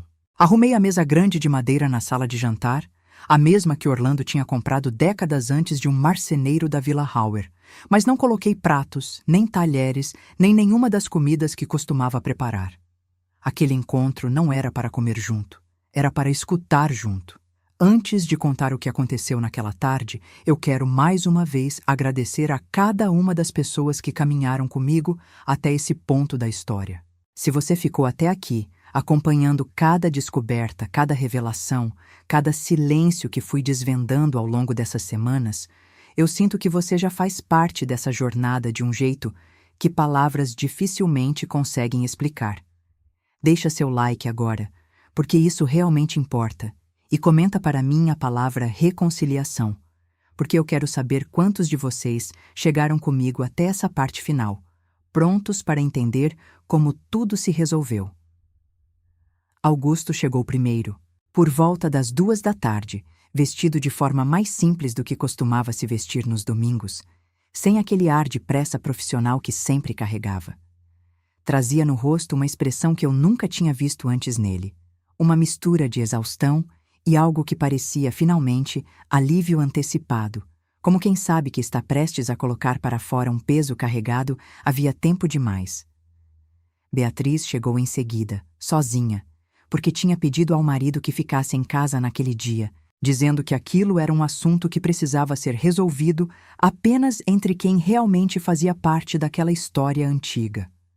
Ela me abraçou na porta, um abraço mais longo do que o normal, e sussurrou no meu ouvido, antes de entrar: "Obrigada por não deixar isso morrer no silêncio, mãe." Marcela foi a última a chegar, alguns minutos depois das 3, com um casaco fino contra o frio que já começava a apertar naquela tarde curitibana, e com um nervosismo visível nas mãos, que ela mantinha cruzadas na frente do corpo o tempo todo. Eu a recebi com um abraço também, mais breve, mas igualmente sincero, e disse a ela que estava agradecida por ela ter aceitado vir, sabendo o quanto aquilo podia ser desconfortável para alguém que, no fundo, era praticamente uma estranha, entrando na história de uma família que não era exatamente a dela, mas que, ao mesmo tempo, sempre tinha sido. Orlando, sentado na poltrona da sala, observava tudo com aquele silêncio que eu já conhecia bem, mas que naquele dia carregava um peso diferente, porque ele também, depois de décadas tratando os conflitos da família com a filosofia de deixar o tempo resolver, finalmente parecia entender que havia coisas que o tempo, sozinho, nunca resolveria. Eu preciso parar aqui um instante, porque sinto que esse momento de reunião merece ser sentido com calma antes de eu continuar. Você já viveu um momento parecido em que precisou reunir pessoas que carregavam mágoas antigas, sabendo que aquele encontro poderia tanto curar quanto destruir o que ainda restava de relação entre elas? Comenta para mim sua experiência, porque eu acho que esse tipo de coragem, a coragem de reunir, de enfrentar, em vez de continuar fugindo, é uma das mais difíceis que existem. Sentamos todos na sala, formando um círculo improvisado entre o sofá, as cadeiras que trouxemos da cozinha e a poltrona de Orlando. No centro, sobre a mesinha de centro que sempre esteve naquela sala desde que comprei, há mais de 30 anos, coloquei o celular, já carregado, conectado a uma pequena televisão que Augusto trouxe especialmente para aquele dia, para que todos pudessem ver a tela com clareza, sem precisar se debruçar sobre um aparelho pequeno e antigo. Antes de apertar o play, eu disse a todos, com a voz mais firme que conseguia reunir depois de semanas de descobertas e revelações. Eu quero que vocês saibam uma coisa antes de assistirmos isso juntos. Esse vídeo não existe para culpar ninguém de forma definitiva. Existe porque eu acredito, de verdade, que a nossa família já carregou silêncio demais e que chegou a hora de encararmos a verdade completa, de uma vez, juntos, sem mais pedaços escondidos, sem mais versões diferentes contadas separadamente para cada um de nós. Augusto baixou a cabeça. Beatriz apertou as mãos uma contra a outra. Marcela respirou profundamente, olhando para o chão. Apertei o play. O vídeo, que eu já tinha assistido inúmeras vezes naqueles dias sozinha, parecia diferente agora, sendo visto em conjunto, com cada pessoa absorvendo a mesma informação ao mesmo tempo, mas com pesos emocionais completamente distintos. Meu pai, na tela, sentado atrás daquela mesa cheia de papéis no escritório antigo, perto do centro cívico, falava sobre a terra perto de Lapa, sobre a promessa feita a Cláudio, sobre a decisão de manter aquilo em segredo, segundo as próprias palavras dele, para o bem da família. Eu observei o rosto de cada pessoa naquela sala enquanto a gravação avançava. Augusto mantinha os olhos fixos na tela, mas suas mãos tremiam levemente sobre os joelhos. Beatriz chorava em silêncio, sem fazer nenhum som, deixando as lágrimas correrem livremente pelo rosto sem se preocupar em escondê-las. Marcela, ao ver o rosto do próprio bisavô aparecer na tela, levou a mão à boca, num gesto involuntário de choque e, ao mesmo tempo, de uma espécie de reconhecimento doloroso, como se finalmente estivesse vendo, com os próprios olhos, uma prova que a família dela tinha esperado por décadas. Quando o vídeo chegou ao fim, o silêncio que se instalou naquela sala foi diferente de todos os outros silêncios que aquela casa já tinha vivido. Não era um silêncio de evitação, nem de medo, nem de vergonha escondida. Era um silêncio de algo finalmente exposto, completo, sem mais camadas escondidas atrás dele. Eu preciso pausar aqui, porque o que aconteceu nos minutos seguintes a esse vídeo foi, sem exagero nenhum, um dos momentos mais intensos e mais humanos que já vivi dentro dessa casa. Se você está sentindo essa emoção comigo, mesmo só ouvindo essa história, deixa seu like agora, porque isso realmente significa muito para mim. E comenta a palavra coragem aqui embaixo, porque eu acho que foi exatamente isso que precisamos, todos nós, naquela sala, para chegar até aquele momento. Foi Marcela quem falou primeiro, com a voz embargada, mas surpreendentemente firme. Eu não vim aqui para pedir nada de vocês. Só queria ver, com meus próprios olhos, que o meu bisavô não estava inventando uma história, que ele realmente tinha sido prometido algo, e que essa promessa realmente existiu. Isso para mim já é o suficiente. Augusto, então, levantou os olhos, encarando primeiro Marcela, depois Beatriz e finalmente eu. E falou, com a voz quebrada de um jeito que eu nunca tinha visto naquele filho que sempre carregou tanto controle sobre as próprias emoções. Marcela, eu menti para você naquele dia. Eu sabia dessa história há mais de 20 anos e escolhi negar, porque tinha vergonha do que o nosso avô tinha feito, e depois tive vergonha da minha própria mentira. Eu peço perdão, sinceramente, não porque isso vá desfazer o que eu fiz, mas porque eu preciso finalmente parar de carregar isso escondido. Marcela ficou em silêncio por um instante, olhando para ele, e então disse algo que, eu acredito, carregou mais sabedoria do que qualquer um de nós, mais velhos, tinha conseguido reunir ao longo daquelas semanas inteiras de descobertas. Eu aceito o seu pedido de desculpas, Augusto. Mas eu acho que o perdão de verdade não é uma coisa que se dá de uma vez só, num único momento. É uma coisa que se constrói, devagar, com o tempo, mostrando que a pessoa realmente mudou. Eu não vou fingir que isso já está resolvido. mas estou disposta a ver, com o tempo, se realmente está. Beatriz, ao escutar aquilo, se levantou, atravessou a sala e abraçou o irmão. Um abraço que durou um tempo longo, carregado de tudo que tinha sido guardado, evitado, escondido, ao longo de mais de 2 anos de afastamento silencioso. Eu te odiei por um tempo, Beatriz disse, ainda abraçada a ele. Mas eu acho que, no fundo, eu só estava com medo de perder a confiança que sempre tive em você. E descobrir que você tinha mentido foi como perder um pedaço de quem eu achava que você era. Augusto, ainda chorando, respondeu, num fio de voz. Eu também perdi um pedaço de mim mesmo quando escolhi mentir. Eu acho que, durante muito tempo, eu confundi proteger a família com proteger a minha própria vergonha. E isso não é a mesma coisa. Eu preciso parar aqui de novo, porque essa frase, dita pelo meu próprio filho naquela tarde, ficou guardada dentro de mim de um jeito que eu carrego até hoje, anos depois, contando essa história para vocês. Proteger a família e proteger a própria vergonha não são a mesma coisa. Eu quero que você, que está me escutando agora, leve essa frase com você, porque eu acredito de verdade que ela carrega uma das lições mais importantes que essa história inteira tem para ensinar. Se essa frase tocou você de algum jeito, deixa seu like agora, comenta a palavra vergonha aqui embaixo, porque eu quero saber quantos de vocês também já confundiram, em algum momento da vida, esses dois sentimentos tão diferentes, mas que às vezes se disfarçam um do outro. Orlando, que durante toda aquela conversa tinha permanecido em silêncio na poltrona, finalmente se levantou, com a ajuda da bengala que já precisava usar naquela época por causa dos joelhos cansados, e falou, com aquela voz calma que sempre tinha, mas que carregava agora um peso novo. Eu também preciso pedir desculpas. Durante meses, eu disse a Helena que ela estava enxergando problemas onde não existiam. Eu escolhi não acreditar, porque acreditar significaria admitir que algo estava realmente errado dentro da nossa família, e isso me dava medo. Hoje, eu entendo que a intuição da minha mulher estava certa o tempo inteiro, e eu deveria ter confiado nela desde o começo.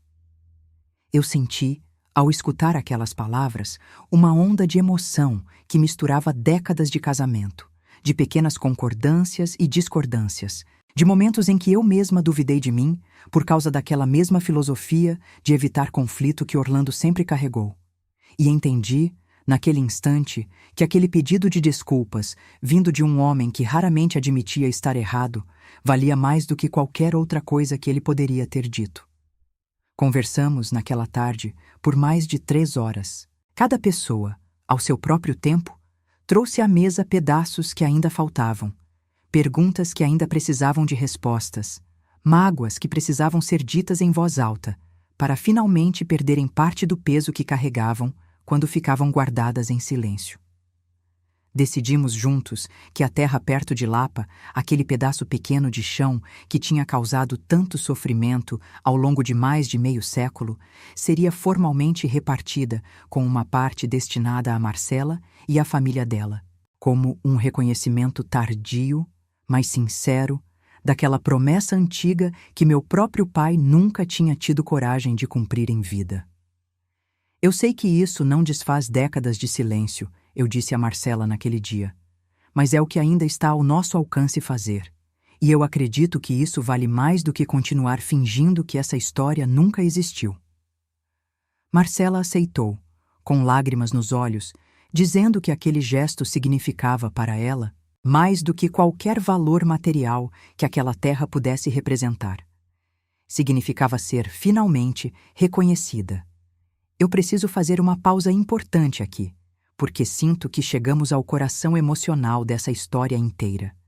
Se você está sentindo esse misto de alívio e emoção comigo, eu peço, de coração, que deixe seu like, que se inscreva no canal se ainda não fez isso, e que compartilhe esse vídeo com alguém que você ama, porque eu acredito profundamente que histórias como essa nos ensinam algo sobre a importância de encarar a verdade, mesmo quando ela chega tarde, mesmo quando ela dói.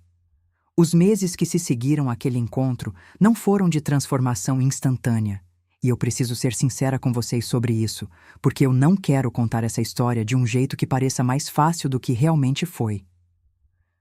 Augusto e Beatriz levaram tempo para reconstruir a confiança entre eles. Houve conversas difíceis, recaídas em silêncios antigos, momentos em que um ou outro ainda hesitava em confiar completamente. Mas, devagar, ao longo de quase um ano, os domingos voltaram a acontecer com mais regularidade, e eu comecei a notar, novamente, aquela leveza antiga entre os dois, ainda que diferente, mais cautelosa, mais consciente do quanto a confiança, uma vez quebrada, precisa ser reconstruída com cuidado, e não apenas assumida como automática. Marcela, com o tempo, se tornou uma presença ocasional na nossa família, vindo a alguns almoços, trocando mensagens com Beatriz de vez em quando, construindo, aos poucos, aquela ponte que tinha sido negada à própria avó dela décadas antes. Orlando, infelizmente, faleceu cerca de 2 anos depois daquele encontro, de causas naturais, depois de uma vida longa e, no fim das contas, repleta de amor, mesmo com todas as suas falhas, com todos os momentos em que ele escolheu o silêncio em vez do confronto. Eu o velei com o coração partido, mas também com uma paz diferente, porque sabia que, ao menos naquele último capítulo importante da nossa vida juntos, ele tinha encontrado coragem para admitir o que precisava ser admitido. Eu preciso parar aqui de novo, porque sinto o peso dessa perda até hoje, contando essa história. Se você já perdeu alguém querido depois de uma reconciliação importante, eu sei que entende essa mistura estranha entre gratidão e dor que carrego até hoje.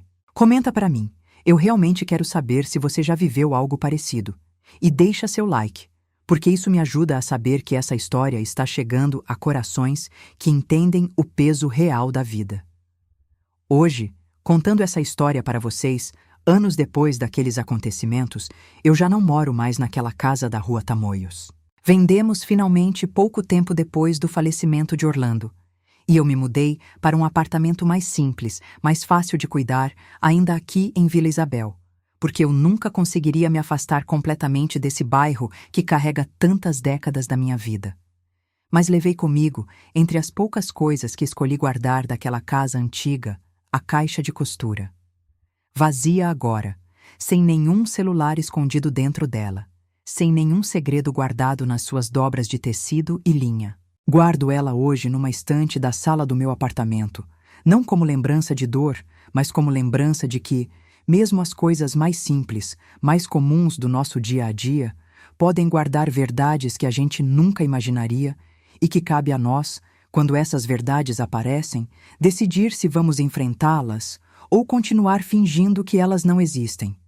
Eu quero, antes de chegar ao final dessa história, fazer um último pedido importante. Se você caminhou comigo até aqui, através de cada descoberta, cada revelação, cada momento de dor e de cura que compartilhei nessas últimas partes, eu sinto uma gratidão profunda por isso.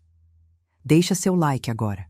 Comenta aqui embaixo a palavra família, porque eu quero saber, de verdade, quantos de vocês sentiram essa história tão de perto quanto eu senti vivendo ela? E se inscreve no canal, porque eu tenho muitas outras histórias para contar, vividas, sentidas, e cada uma carrega uma verdade que vale a pena ser escutada com calma. Augusto, hoje, é um homem diferente do que era quando essa história começou. Ele se tornou mais aberto, mais disposto a falar sobre os próprios erros, e isso, eu acredito, foi um dos maiores presentes que aquela revelação dolorosa nos trouxe. Beatriz, por sua vez, continua dando aulas, agora também conversando abertamente com os próprios alunos sobre a importância de dizer a verdade, mesmo quando ela é desconfortável, mesmo quando ela machuca no momento, porque ela aprendeu, com a própria família, o preço alto que o silêncio cobra quando é mantido por tempo demais.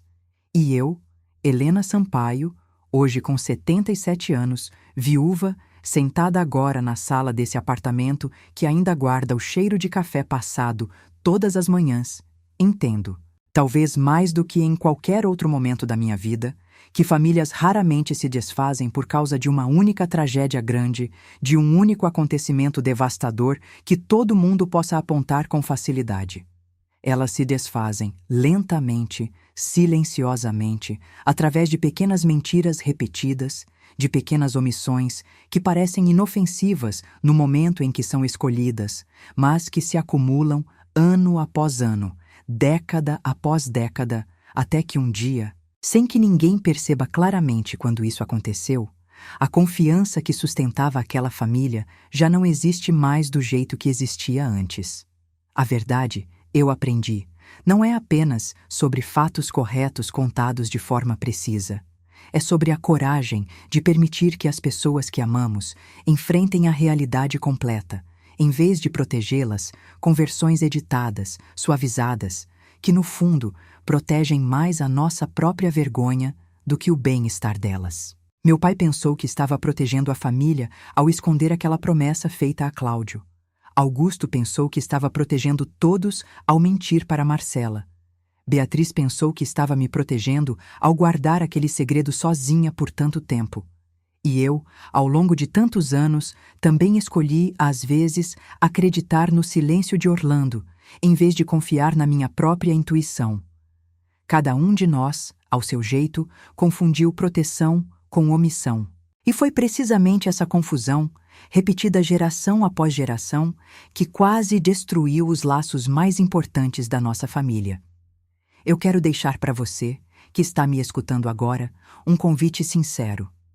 Olha para dentro da sua própria família, para os silêncios que talvez existam ali, escondidos atrás de boas intenções, atrás de medo de causar dor, atrás da vontade de preservar uma imagem de harmonia que talvez já não exista de verdade.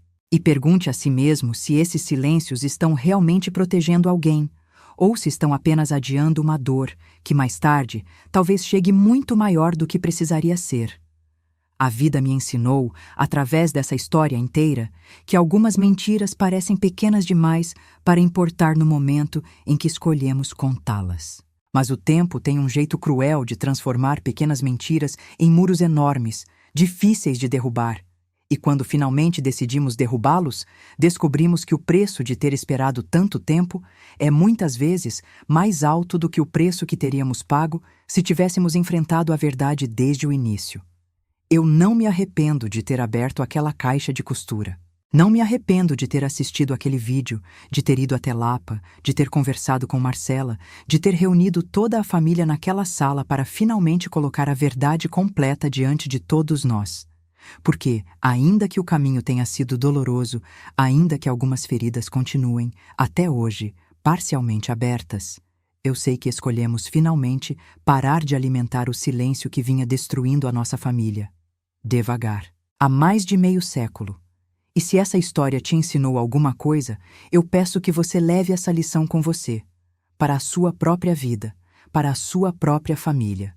Porque a verdade, mesmo quando chega tarde, mesmo quando dói, sempre vale mais do que o conforto falso de um silêncio que, no fundo, só adia o inevitável.